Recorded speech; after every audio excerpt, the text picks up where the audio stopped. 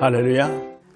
우리 유능한 사람이 일하는 게 아니라 일하는 사람이 유능해지죠. 능력 있는 사람들이 응답받는 것이 아니라 헌신하는 사람들이 응답을 받습니다. 오늘 우리 모두 응답받는 우리가 되실 수 있길 바랍니다. 여러분, 세상은 긁고 모아야 쌓이는 것 같지만 성경은 주어야 쌓인다고 말합니다. 그래서 우리 그런 찬송도 있지 않습니까? 이상하다 동전 한 입 긁어 모으면 없어지는데 주고 나눠주면 온 땅에 가득해진다. 그런 말씀이 있어요. 근데 그 받는 자가 복된 게 아니라 주는 자가 복이에요. 몇 해 전에 비전교회 그 새벽 부흥회를 갔었는데 거기에 한 사람이 그 기도에 마치고 나오는데 와서 인사를 해요. 고영민이라고 하는 사람인데 그 사람이 누구냐면 우리 교회 그 노숙자 예배 드릴 때 와서 예배 드리던 노숙자예요. 그래서 감사하다고 그러면서 저한테 목사님 이거 휘발유값 하시라고 그러면서 저한테 10,000원을 주더라고요. 예? 그때는 우리가 줬었는데 이제 거꾸로 바치는 사람이 되는 거죠. 여러분 그 에베소서 4장 28절에도 보면 도적질하는 사람은 다시 도적질하지 말고 돌이켜 빈궁한 자에게 구제할 것이 있게 하기 위해서 제 손으로 수고하여 선한 일을 하라. 그런 말이 있어요.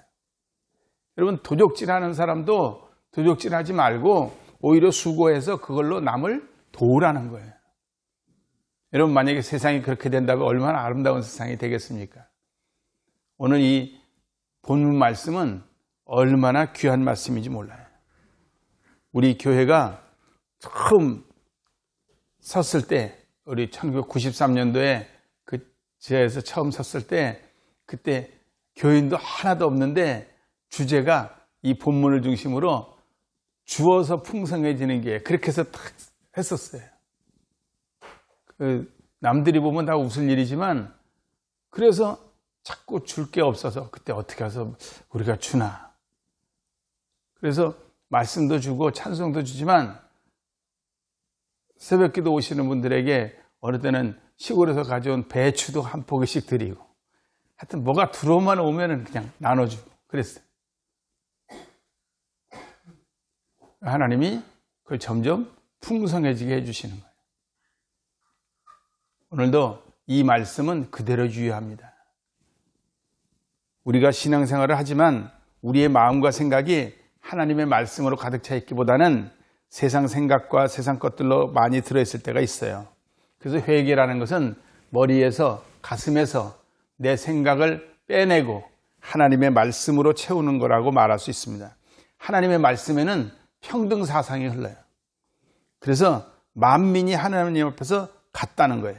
그래서 이사야서 58장 7절 8절에도 보면 또 줄인 자에게 내 식물을 나눠주며 유리하는 빈민을 내 집에 들이며 벗은 자를 보면 임하며 입히며 골육을 피하여 스스로 숨지 아니하는 것이 아니냐. 그렇게 하면 내 빛이 아침같이 비칠 것이며 내 치료가 급속할 것이며 내 의가 내 앞에 행하고 여호와의 영광이 내 뒤에 호위하리라. 여러분 전혀 말이 맞지 않는 말 같지만 이게 역사가 일어나는 말이에요. 제가 지방에서 목회할 때 이 말씀을 듣고 그 집사님, 젊은 여집사님이 그러다 걸어가다 노숙자를 본 거예요. 그래서 집에 데려다가 씻기고 자기 남편 옷으로 갈아입히고 그렇게 해서 밥을 해먹이고 그렇게 해서 보냈어요. 그런데 그분이 고등학교밖에 졸업하지 못한 분인데 그 방송통신대학 유아교육과를 들어갔어요. 근데 유아교육과 마치고 나자 마침 학교, 초등학교 선생님들이 모자라서 실습교사로 들어가게 됐어요. 실습교사로 들어가서 몇 년 하니까 그때 또 교사가 모자라서 실습교사 몇 년 한 사람에게는 그 전교사가 될 수 있는 그런 기회가 있었어요. 그래서 초등학교 전교사가 됐어요. 그리고 남편은 군청에 근무하는데 군청에 근무하고, 그런데 아이가 셋이 있는데 첫째 아이가 있고 둘째 셋째는 쌍둥이. 생각해보세요. 위에 하나가 있고 쌍둥이. 주공아파트 5층에 사는데 교회 예배 드리러 가려면요, 생각해보세요. 남편은 중고등부 반 사람 일찍 가버렸어요. 애 셋을 꾸며서 교회를 오는 거예요. 하나를 꾸며서 내려놓으면 다른 거 꾸미는 동안에 하나가 가만히 있으니까 도망가. 그걸 쫓아다니고 잡으러 다니고 그러면서 교회 오는 모습을 보고 그 이웃집에서 살던 사람이, 야, 저렇게 믿어야 되는 거구나, 그렇게 생각하고 교회에 나왔어요. 그런데 그 아이들이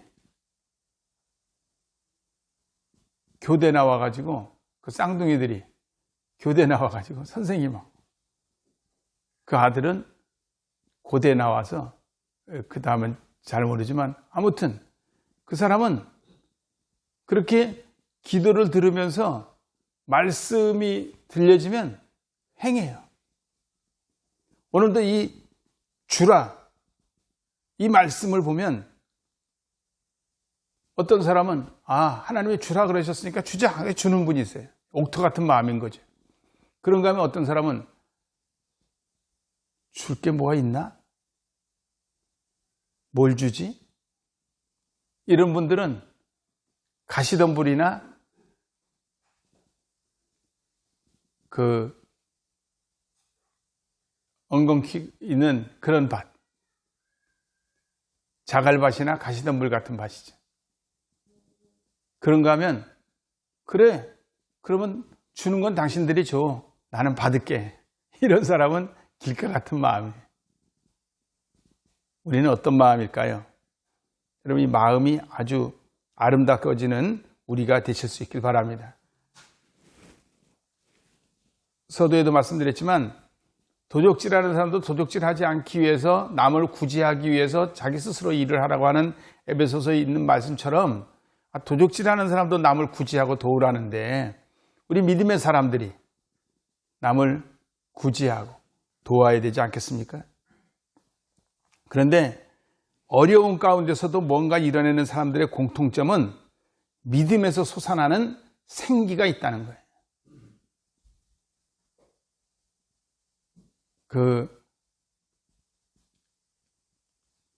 태국에 보면 닭싸움이 있어요.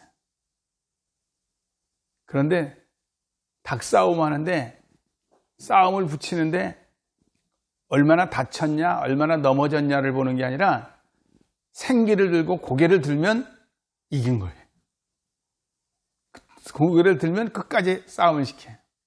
오늘 여러분, 우리가 믿음으로 이뤄내는 사람들도 속에서 솟아오르는 생기가 있는 거예요. 누군가에게 내가 뭔가 줄 것을 찾아다니는 사람. 성경에 보면 주는 사람은 절대 망하지 않습니다. 지금은 힘들어도 반드시 일어납니다. 한마디로 주는 사람은 믿음의 사람이요, 구원의 사람이요, 축복받은 사람이다 그러죠. 그러면 주되 누구에게 무엇을 주느냐 하는 거죠. 먼저는 하나님께 드리는 우리가 되실 수 있길 바랍니다. 가인과 아벨이 하나님께 제사 드린 이래로 오늘까지 수많은 인물들이 하나님께 드립니다. 그러나 가인은 하나님이 예배를 안 받으셨고, 아벨은 받았죠. 이왕 드릴 거 받는 제사를 드려야 되지 않겠습니까? 그 영어로 보면 가인이 드린 것 명사 앞에는 그 어라고 하는 관사가 붙어요. 그런데 아벨이 드린 제물은 더라고 하는 정관사가 붙어요. 그건 무슨 차이냐면, 가인은 그냥 있는 것 중에서 아무거나 하나 그냥 이렇게 드린 거예요. 그런데 아벨은 있는 것 중에서 골라서 그거 가장 좋은 것 그것을 드린 거죠. 오늘도 우리가 하나님께 드릴 때 가장 좋고 아름다운 것으로 드릴 수 있길 바랍니다. 그걸 따지려면 아브라함을 일컬을 수 있겠죠. 아브라함은 100살에 얻은 아들을 모리아산에서 드리지 않습니까? 여러분 아무리 믿음이 좋아도 자식을 드리는 사람은 없어요. 그런데 아브라함은 자식을 드립니다.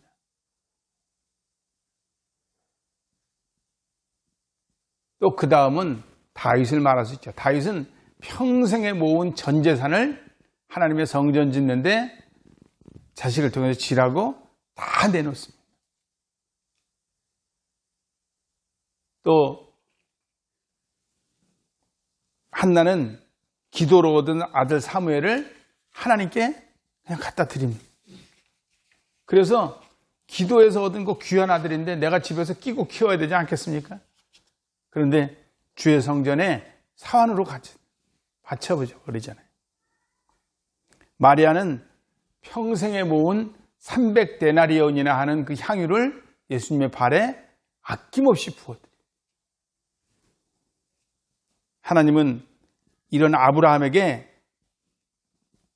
양을 대신 준비하셔서 이삭을 살려주시고 하늘의 별같이 많은 자손의 축복을 아브라함에게 주셨죠.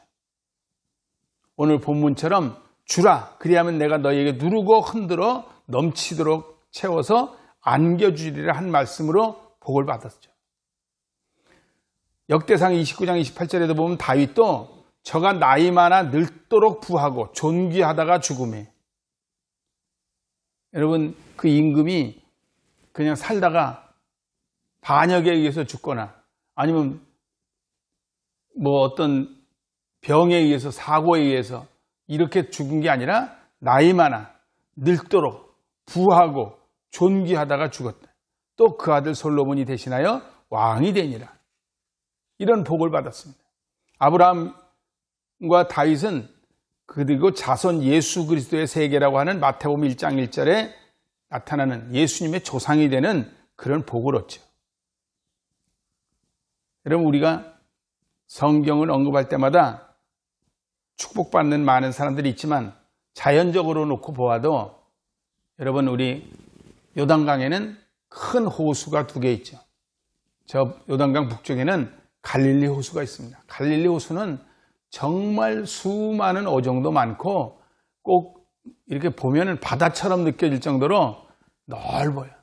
거기 가면 배 타면 거기서 대부분 성지순례 가면은 그 갈릴리 호수에서 배 타고 이렇게 산상 예배도 드리고 그렇습니다만은 예수님을 만난 제자들도 갈릴리 호수에서 또 그 갈릴리 바다라 그러지 않습니까?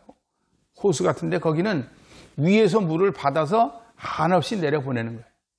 그런데 남부에 가면 사해 바다라고 있죠. 죽음의 바다라 그래요. 왜 죽음의 바다라 그럽니까? 그 염분이 많아서 거기에는 식물이 자라지 않아요. 사람도 뜰 정도로의 염분이 강한 데죠. 그런데 거기는 받아들이기만 하고 주는 법이 없어요. 그래서 우리가 흔히 이 비유를 할 때 갈릴리 같은 사람이냐 사해 같은 사람이냐 이런 비유를 하는 거예요. 받을 줄만 알고 베풀지 않은 사람은 사해 같은 사람. 우리 하나님께도 사해 같은 사람이 아니라 갈릴리 같은 사람, 아브라함 같은 사람, 다윗 같은 사람, 사무엘의 어머니 한나 같은 사람, 예수님께 향유를 부었던 마리아 같은 사람, 이런 분들이 되실 수 있기를 바랍니다. 그런 분 다음에 여러분들의 성함이 들어가실 수 있게 되길 바랍니다. 그것이 하나님이 기뻐받는 사람이에요. 그래서 하나님께서 다윗도 나이 많아 늙음에 부하도록 존귀하고 또 그 아들이 이어서 왕이 되고 얼마나 복입니까? 그런 은혜가 우리에게 이어지도록 그래서 우리도 나이 많아 늙도록 부하고 건강하고 아름답다가 자녀들까지 잘 되기를 소망하시면 바로 다윗처럼 하나님께 헌신하고 아브라함처럼 헌신하는 우리가 되실 수 있길 바랍니다. 또한 두 번째로는 가난한 사람들에게 주라는 거예요. 세상은 능력의 차이 때문에 평등할 수가 없습니다. 가진 사람이 있으면 못 가진 사람이 있습니다. 극복하는 길은 사랑의 실천으로만 가능해요.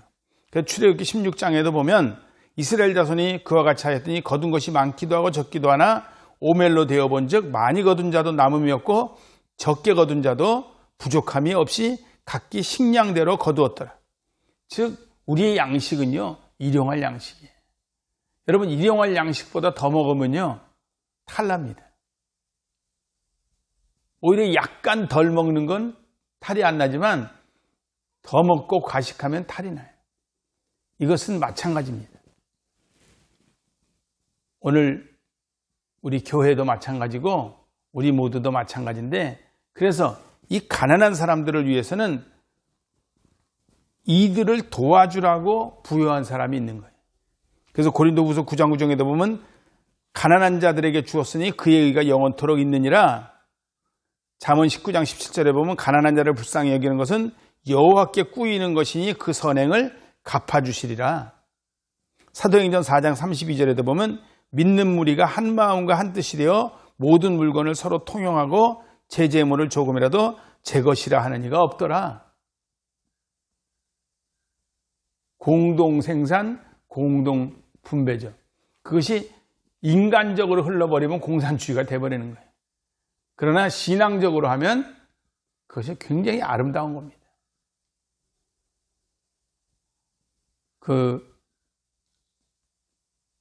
활빈교회 하시던 김진홍 목사님이 잠깐 어떤 연고로 감옥에 있을 때가 계셨어요. 근데 그 감옥에 있으면서 그 방에서 이걸 실천한 거예요. 거기 보면 그 감옥이야말로 부유한 사람은 좋은 거 쓰고 많아서 편합니다. 없는 사람은 뭐 더 힘들고. 그런데 거기를 한 군데다 같이 놓고 같이 쓰게 하니까 거기가 아주 화기애애한 방이 돼버린 거예요.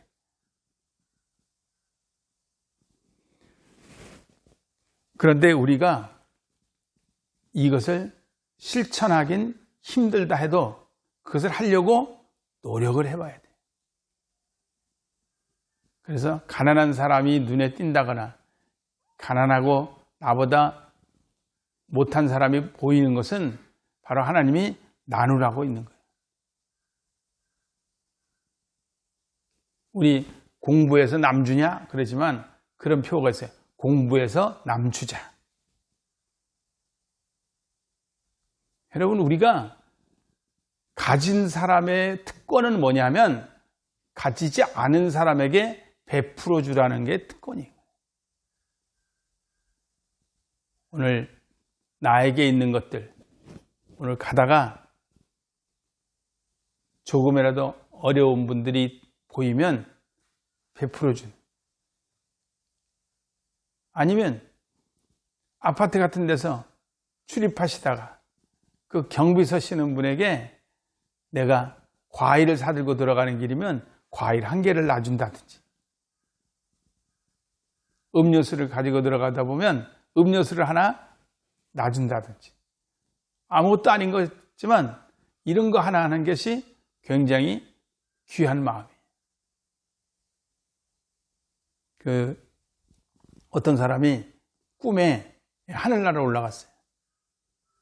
하늘나라에 올라갔는데 이제 거기서 이 천사가 이 사람을 지옥으로 보낼 건가 천당으로 보낼 건가 하는데 염라대왕처럼 한쪽에는 이 천칭 같은 게 있는데 잘한 거 막 올려놓고 한쪽에는 못한 게 이제 막 올라가는데 그 죄가 훨씬 많은 거예요. 잘한 거 올려놔도 안 돼. 그래서 그래도 생각해봐라. 옆에서 천사가 안타까우니까 그래도 뭔가 생각해봐라 하는데 마침 그날 아침에 죽기 직전에 그 거린이 동양을 왔길래 집에서 먹지 않고 놔뒀던 굳은 빵 놔뒀던 자루가 있어서 그걸 자루채 내준 게 생각나서 그거는 오히려 책망받을 것 같은데 참 급하니까 할 수 없이 그걸 얘기했어요. 그랬더니 그 빵자루, 굳은 빵자루가 와서 거기에 딱 올라가니까 그 쭉 기울어서 평평해지더라는 거예요. 너는 지금 기울지도 않았으니까 넌 천당에 보낼 수도 없고 지옥에 보낼 수도 없으니까 넌 내려가서 다시 헌행을 좀 하다 와라. 그래서 내려보내줬는데 깼다는 거예요.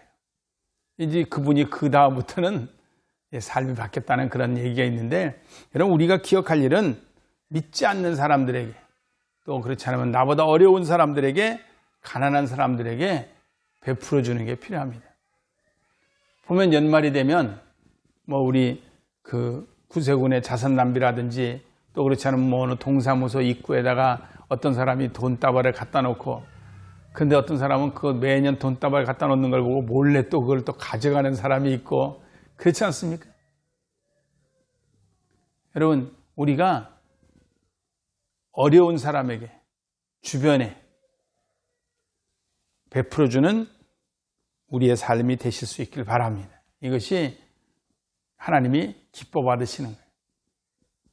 가난한 사람들에게 주는 것은 하나님께 하는 거라고 성경은 말하지 않습니까? 그래서 잠언 19장 17절에 가난한 자를 불쌍히 여기는 것은 여호와께 꾸이는 것이니 그 선행을 갚아주시리라. 그래서 가난한 사람에게 하는 건 하나님께 꿔주는 거라는 거예요. 그 사람은 갚을 길이 없지만 하나님이 갚아주신다는 거예요. 이런 은혜가 있기를 바랍니다. 또한 세 번째로는 주의 종에게 주라는 거예요. 우리 잘 아시는 것처럼 열왕기상 17장에 보면 가뭄이 심할 때죠. 하나님의 말씀이 엘리야에게 임해서 너는 일어나 시돈에 속한 사르밧으로 가서 있으라. 내가 그곳 과부에게 명하여 너를 공개하게 하였느니라. 그래서요. 가보니까 그 과부가 아이가 있는데, 그래서 기름하고 밀가루 한 줌하고 그걸로 마지막 최후의 만찬 해 먹고 이제 이거 먹고 이제 굶어 죽으려고 그러고 있는 거예요. 근데 엘리야가 그거 해서 놔달라 그래요. 여러분, 지금 이거 먹고 죽으려고 하는 마지막 그릇인데 엘리야가 자기 달라는 거예요.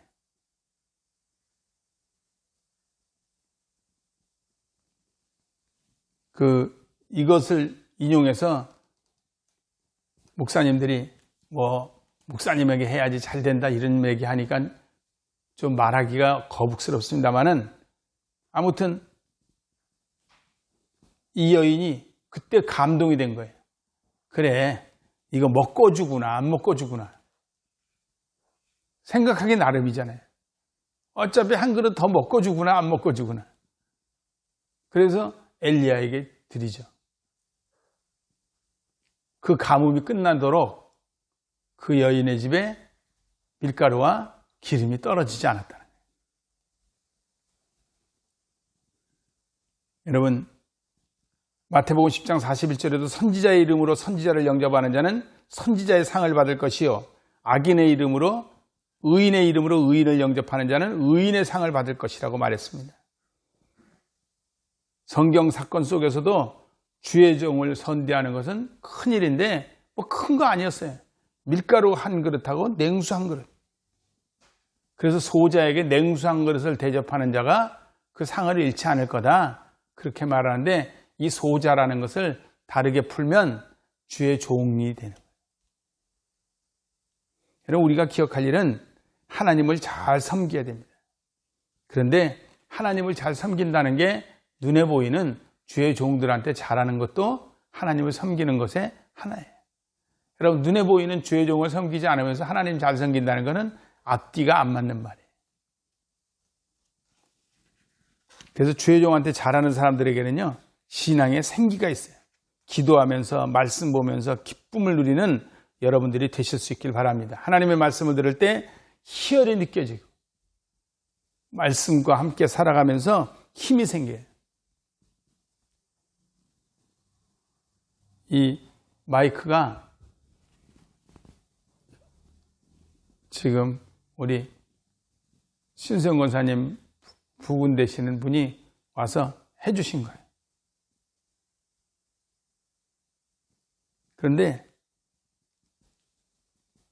그것이 얼마 크든 작든 숨어서 하는 그런 일들이 다 하나님께서 기뻐 받으시는 일들.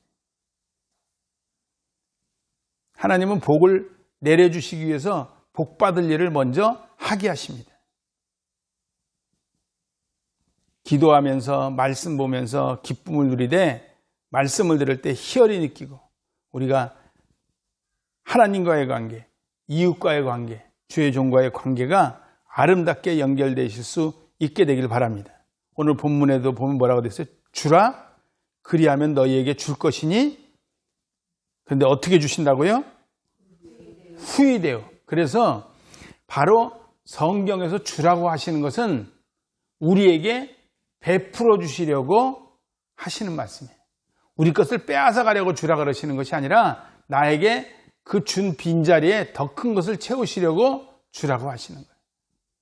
그래서 이 하나님께 드리고 가난한 사람들에게 주고 주의 종에게 준 사람에게는 그 자리에 하나님이 채워주시되 어떻게 채워주세요? 후히되어. 여러분 우리 옛날에 그 말살 사본분들은 그거 다 아실 겁니다. 말살 이렇게 될 때 어떻게 해요? 위에 먼저 후히됩니다.